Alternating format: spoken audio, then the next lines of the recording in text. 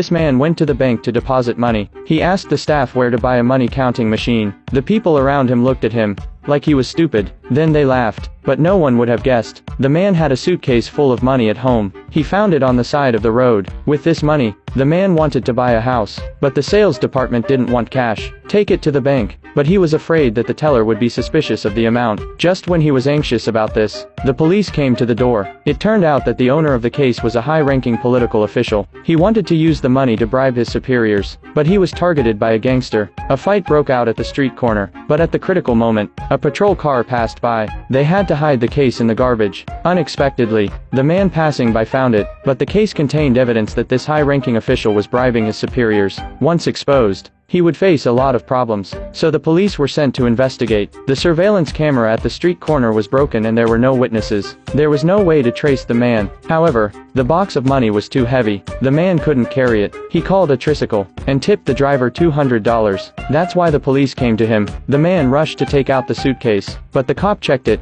and found that the amount was wrong. He asked the man where the rest of the money was. The man had no choice but to admit that he hid the rest of the money at the office. The cop told him to go back to the office to get the money. However, the policeman looked at the money in the suitcase. He suddenly thought of taking it, but soon an accident happened.